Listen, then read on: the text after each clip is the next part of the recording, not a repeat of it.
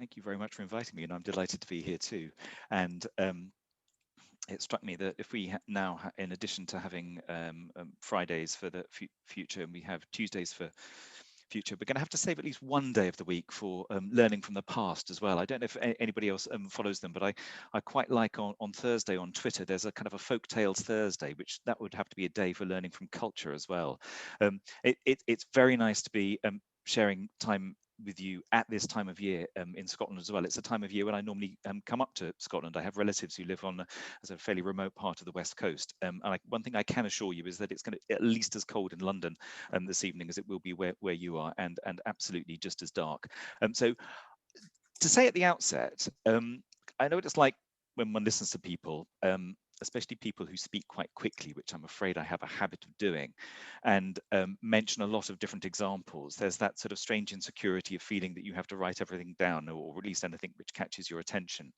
So what I did before starting speaking was that I put a couple of links into the top of the chat box, which will take you through to a couple of the key pages where there's a wealth of resources on the Rapid Transition Alliance website, which relate to the sorts of things which I'm going to very quickly just touch on to sort of highlight one or two headline insights and lessons. So please feel free to explore those at leisure. There's short films, there's briefings, there's reports, there's lots of stories of change, which you can kind of just, like I say, explore at your leisure. And this is a set of materials that we add to continuously every week. And we're always very interested in hearing about examples that we can investigate further, stories of change that have lessons for now, for the challenge of responding to the climate emergency. And we're also interested in other organisations joining the Alliance. So we're very lucky to have Transition Edinburgh as a member. We have a very big international membership, actually, from the global north and global south, quite a few from the UK, but a lot of international members too. So that's just to say that as a way of kicking off. And I think the biggest thing I want to talk about, and part of the reason that we set up the Rapid Transition Alliance, is that it feels almost as if we've known for a very long time what needed doing, and it's not as if the technologies haven't been available. It seems that one of the greatest barriers to change has been belief in the possibility of change. So what we set out to do with the Rapid Transition Alliance was to gather a foundation of sort of evidence-based hope, so that we can one by one remove those little sort of policemen that we have inside ourselves that tell us that change might not be possible, or those siren voices that you hear sometimes speaking to the kind of change that we know is necessary to bring about as kind of a socially just and sustainable world, telling us that these are not pragmatic. And I always think it's kind of very ironic that sometimes the people who accuse you of not living in the real world are very often the people who fail to recognize the ecological realities of the time that we live in. And part of this has been condensed into a throwaway line, which has become so resonant with the age that I've heard it attributed to many different people. And that is that for a long while, it's been almost easier to imagine the end of the world than a fundamental change in our economic system. But I think apart from the fact that there are now many deep historical examples and more recent historical examples which just show that when the times call for it, actually we're capable of responding fundamentally very quickly and changing our economic policies, changing our infrastructures, changing our own behaviors. And obviously we've been living through an extended period like that over the last few months, which has called upon us all to do things very, very differently, to respect and care for each other and protect public health. But just over a decade ago, we had the financial crisis, the banking crisis of 2007 and 2008. And that was a period of time which perhaps it's easy to forget now, how the economic rulebook was ripped up overnight. And whatever you think about the particular interventions, it showed the ability to change very suddenly and at scale the way that we do things. We nationalized vast swathes of the banking system. There was a huge injection of new publicly created money into the economy. Or one of my favorite examples, partly because it takes me to somewhere even further north than places in Scotland where you're sitting. This takes us to an island covered often in ice, but also with a lot of geothermal energy. So much geothermal energy that it's got a lot of active volcanoes. And there was a time in Iceland just 10 years ago when one of its volcanoes erupted and brought the aviation industry in the Northern Hemisphere to a standstill. And what was astonishing about that moment was that far from the economic sky falling on our heads, people found ways to work around it. Alternative transport systems put on different capacities. People got onto social media and they sofa surfed and they car shared. Supermarkets that were previously depending upon flying in luxury horticulture goods from West Africa and Asia turned to local suppliers. And even politicians ran their countries from their iPads if they were stranded in other places, which was the case with Jens Stoltenberg, who was at the UN and ran the Norwegian parliament from his iPad. So there are many examples, and there are many, many other examples that you can read about on our website, times of upheaval, great social and demographic change, and even during wartime, which shows the ability to marshal and mobilize resources at very short notice to do things. But of course, what's interesting about the moment now is that not only do we have a time in which there is, in the UK and increasingly more broadly, a huge democratic mandate for action which is at the scale and speed necessary to meet the climate emergency. There are now over 1,800 jurisdictions globally who have passed a climate emergency declaration. Over 90% of the population in the UK now live in areas where climate emergency declarations have been announced. But of course, in many, many cases, if not the vast majority, we are yet to see plans to deliver on the meaning of those declarations.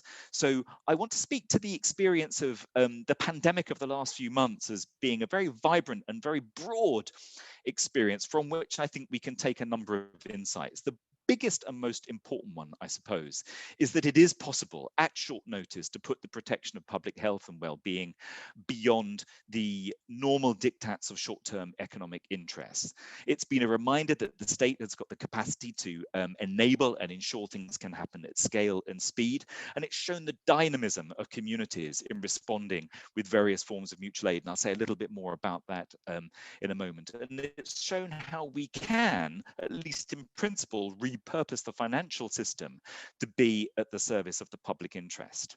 But of course, the pandemic has also done us another favor in a way, in a kind of ironic way, because it has been, of course, and continues to be a human tragedy for many, many people, because it's revealed a lot of the imbalances which undermine the possibilities of a just well-being and climate-friendly economy. Things like, for example, the car bias in our urban spaces, and certainly in areas around London, the debate around the introduction of low traffic neighbourhoods has been a very intense one. It's revealed the degree to which we undervalue key workers. It's shown that there is a kind of an asymmetry between the health system and the care system, between wage workers and freelancers, between big businesses and small businesses, and indeed the status of homeowners and renters in the economy and the way that their interests are looked out for. It's also been an interesting example in the way in which, looking at the US and the UK, two of the more laissez-faire economies which have performed relatively poorly in terms of international comparisons in terms of responding. But the other thing it's shown, I suppose, which I find interesting in terms of how we respond to the climate emergency, is revealed again the false dichotomy between whether or not we focus on individual behavior change or system change, because of course both are necessary and both indeed are possible.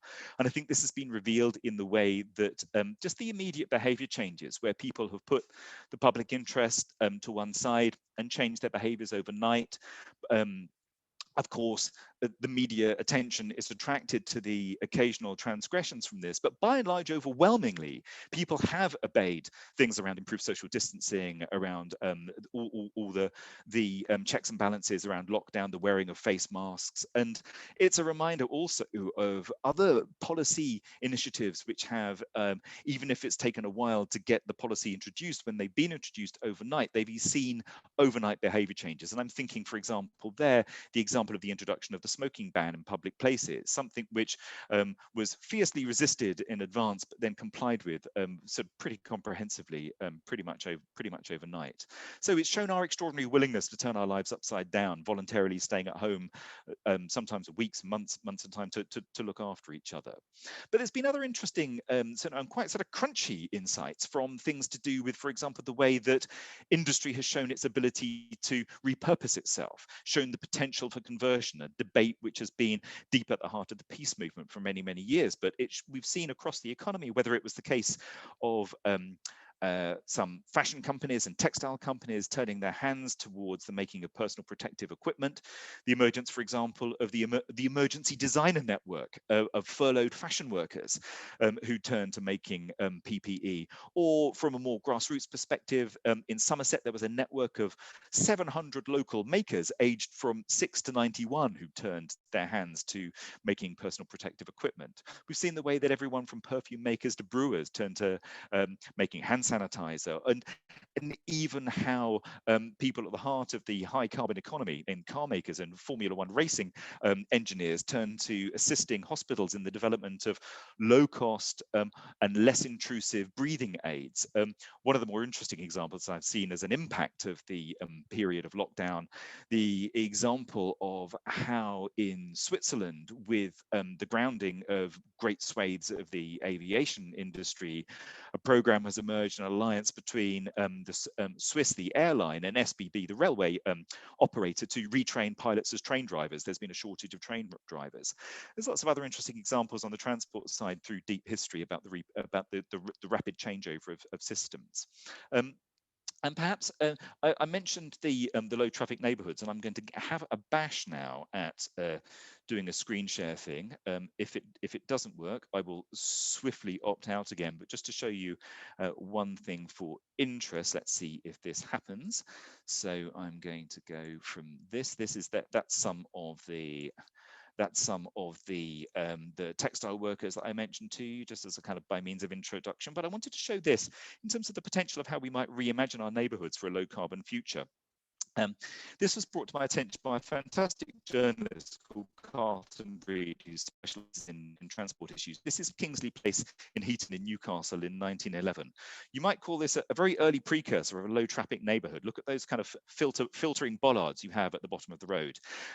And this was obviously quite a long time ago, and you can imagine what, with the rise of car ownership, this street looks like today. And this is what this street looks like today. Strangely similar and absent of traffic. It's lasted all the way through. And what I find interesting is that even though attempts to introduce traffic management systems and traffic demand reduction measures are almost always ferociously resisted at the point of initial introduction, but there are many, many examples internationally and across the decades, such as this one in Stockholm, where a new road pricing scheme was introduced in 2006. And before it was introduced, there was 70% opposition. 5 years after it was introduced, there was 70% approval. And one of the most telling things is that when people were polled on their long-term views on it, the people seem to have forgotten even that they were opposed to it, because when people were polled on their attitudes to the changes, there were not enough people standing up to admit that they had initially been opposed in the first place. So comprehensively successful was the measure. So I'm just going to stop sharing screen there for a moment and go back to see a couple of other examples. And I think some of the language which was introduced has been introduced over the course of the last few months, such as even talking about unnecessary travel, the idea that we might actively think about whether and when we really do need to travel. And of course, there's been other dynamic links between the issues of air pollution and travel and transport and how we move around, because as we know, that where air pollution has been higher, a lot of research has come to light over the last few months about the links between mortality rates with breathing related problems, which of course the COVID virus is. We've also seen the role that the aviation industry had in being a sort of super spreader of the pandemic too, but also some interesting voices who you might think of as being representative of the car lobby. But the head of the AA, for example, who stood up and sort of said publicly that with people's experience of the amount of kind of both time and money and inconvenience of commuting, that people have realized that for many people who've got the option of not traveling and commuting as much and of working from home more, the belief now that it's extremely unlikely that we're going to go back to the levels of commuting once things have settled down and once the vaccine has worked its way through the population, that people having experience working from home and its time liberating, carbon saving and and money-saving aspects, that's probably going to be sort of a fairly permanent thing. So these new patterns of work, which for many people have been revealed, which gives some of us the possibility for more balanced lives, for more daily exercise, conversations with neighbours, collective celebration, and becoming part of wonderful things like transition initiatives.